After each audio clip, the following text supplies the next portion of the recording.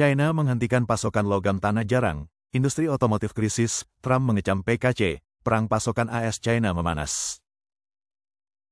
Menurut Vision Times, kendali ketat Partai Komunis China atas paduan, campuran, dan magnet tanah jarang mengirimkan gelombang kejutan ke seluruh manufaktur otomotif dan teknologi tinggi global.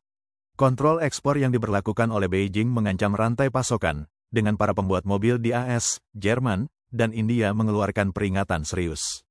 Tanpa tindakan cepat untuk mencabut pembatasan ini, para ahli memperingatkan adanya keterlambatan produksi bahkan kemungkinan penutupan pabrik yang akan menjadi bencana ekonomi bagi wilayah yang bergantung pada industri ini. China menghambat pasokan logam tanah jarang, Ford terpaksa menghentikan produksi. Laporan Reuters menyebutkan bahwa industri otomotif Jerman mengeluarkan peringatan serius pekan ini, menyoroti kemacetan pasokan yang dapat mengguncang seluruh sektor. Hildegard Müller, Presiden Asosiasi Industri Otomotif Jerman, tidak ragu menyatakan, jika ini tidak segera berubah, kami tidak bisa mengesampingkan keterlambatan produksi atau penutupan total. Krisis ini terasa nyata di AS, di mana Ford terpaksa menghentikan produksi selama 1 minggu pada bulan Mei karena kekurangan magnet tanah jarang yang parah. Diplomat dan pemimpin industri dari Eropa, Jepang, dan India bergegas bernegosiasi dengan pejabat China, berusaha mempercepat persetujuan ekspor. Di India, para pembuat kendaraan listrik melaporkan gangguan parah sejak China memberlakukan batasan ekspor pada 7 jenis logam tanah jarang sedang dan berat pada bulan April. Material ini sangat penting untuk pembuatan motor, rem, dan sensor komponen utama yang kini kekurangan pasokan.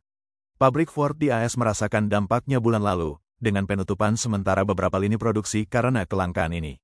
Setelah keluhan dari produsen kendaraan listrik India, pembuat mobil Jerman turut menyuarakan kekhawatiran, memperingatkan bahwa pembatasan China dapat menghentikan produksi dan menghancurkan ekonomi lokal.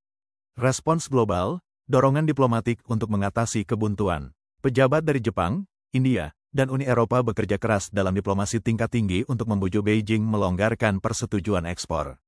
Taruhannya sangat tinggi bagi industri otomotif dan dirgantara di Eropa dan Asia yang sangat bergantung pada tanah jarang China. Setiap keterlambatan bisa memicu kerugian finansial besar. Sumber diplomatik mengungkap realitas suram, hanya segelintir pemasok alternatif yang mampu memproduksi tanah jarang dalam skala besar, dan bahkan upaya penambangan dan pemurnian multinasional akan membutuhkan waktu bertahun-tahun untuk menutup kekurangan ini.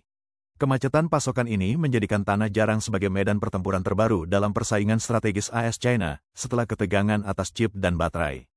Ketegangan geopolitik, dominasi tanah jarang China memicu ketegangan. Pembatasan ekspor China memperburuk ketegangan geopolitik. Beijing kabarnya merencanakan sistem regulasi baru yang dapat membatasi secara permanen magnet tanah jarang ke negara atau perusahaan tertentu, dengan kontraktor militer AS kemungkinan menjadi sasaran utama. Juru bicara Gedung Putih, Caroline Leavitt, mengumumkan bahwa pembatasan China akan menjadi agenda utama dalam panggilan telepon mendatang antara Presiden Donald Trump dan pemimpin PKC Xi Jinping.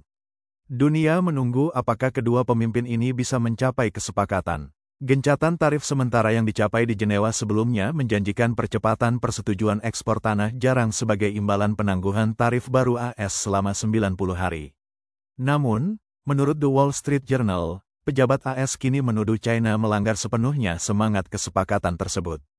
Sumber mengatakan negosiator AS, termasuk Menteri Keuangan Scott Bessent dan perwakilan perdagangan Jamieson Greer, mengamankan komitmen dari Wakil Perdana Menteri China He Lifeng untuk melanjutkan ekspor selama pembicaraan intens di Swiss. Kesepakatan itu sempat menangguhkan sebagian besar tarif, sedikit mengangkat pasar global. Namun sejak Jenewa, persetujuan ekspor tanah jarang dan mineral kritis dari Beijing tetap lamban, membuat para pembuat mobil dan chip dalam ketidakpastian. Trump mengecam China. Pada tanggal 30 Mei Presiden Trump menggunakan media sosial untuk mengecam China. Kabar buruknya adalah China, mungkin tidak mengejutkan bagi beberapa orang, telah sepenuhnya melanggar kesepakatannya dengan kami. Pernyataan ini menunjukkan frustrasi yang meningkat di AS dan dampak nyata pada bisnis Amerika. Sumber mengonfirmasi bahwa China hampir tidak mempercepat persetujuan lisensi ekspor, memaksa pembuat mobil AS dan kontraktor pertahanan menuntut tindakan lebih keras dari Washington. Seorang eksekutif industri memperingatkan, tanpa pelonggaran pembatasan, pabrik bisa menghadapi penutupan yang mengingatkan pada krisis COVID-19 di masa lalu. Penundaan Beijing juga bisa dipicu oleh larangan Departemen Perdagangan AS pada pertengahan Mei terhadap chip AI ASEAN Huawei, yang melarang perusahaan global melakukan kesepakatan chip dengan raksasa teknologi China tersebut. Beijing menyebutnya provokasi besar, dan Kementerian Luar Negeri PKC membalas dengan protes keras, yang semakin menghambat pembicaraan perdagangan. Tak ada akhir yang jelas, cengkeraman China atas tanah jarang. Cengkeraman kuat China pada rantai pasokan global tanah jarang tetap tak tertandingi, dengan keahlian luar biasa dalam pemisahan dan pemurnian tanah jarang berat. Para cendekiawan China memperkirakan AS tertinggal setidaknya 20 tahun dalam teknologi ini. Meski AS berupaya mendiversifikasi melalui diplomasi mineral dan sumber alternatif, menggoyahkan dominasi China masih merupakan tujuan yang jauh. Krisis tanah jarang ini berkembang menjadi titik kritis industri dan geopolitik global yang serius, dengan kepercayaan antara AS dan China yang semakin menipis serta persaingan teknologi dan militer yang kian memanas.